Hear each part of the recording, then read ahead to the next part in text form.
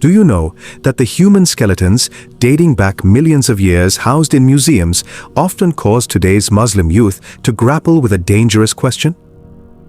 If Adam, peace be upon him, was the very first human, then whose are these ancient skeletal remains? Is science truly mistaken, or are we perhaps misinterpreting the Holy Quran? This video today will not weaken your faith, but rather strengthen it far more than ever before. What does science say? Modern science today, especially the fields of anthropology and archaeology, is in complete agreement on one undeniable fact. Thousands of such structures have been discovered from the earth, which are millions of years old.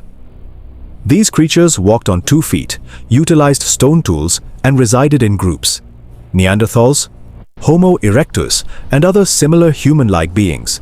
Science refers to them as hominids. The question isn't whether they existed or not. The real question is, who exactly were they?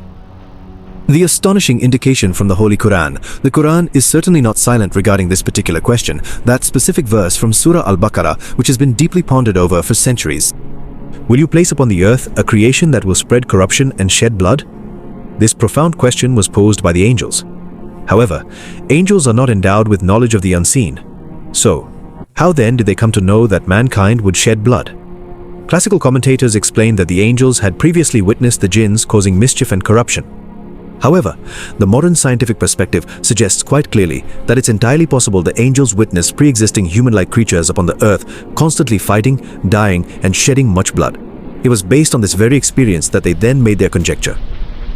The fundamental distinction between Bashar and Insan. This is precisely where the authentic scholarly solution arises.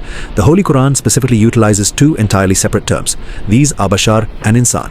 Bashar refers to a living creature that possesses a physical body, a biological entity that is fundamentally formed from clay. Whereas man is a unique being, into whom Allah breathed His special spirit, bestowing upon him consciousness, intellect, and profound knowledge. Prophet Adam, peace be upon him, was not merely the first human being, but truly the first man. That is to say, the first possessor of consciousness, the first morally accountable individual, and the first prophet. Answers to objections. Does this mean we are accepting the theory of evolution? Not necessarily so. It merely suggests that human-like beings were present on earth before Adam, peace be upon him. And does this in any way diminish the esteemed status of Prophet Adam, peace be upon him? On the contrary, their status is further elevated because among all creations, only they were granted the knowledge of all names, and the angels were commanded to prostrate before them. This is the definitive conclusion. Science tells us the history of the human body, and the Quran reveals the history of the human soul. Those ancient structures might indeed belong to mortal beings, but the very first complete human, the first prophet, and the first caliph was none other than Prophet Adam, peace be upon him.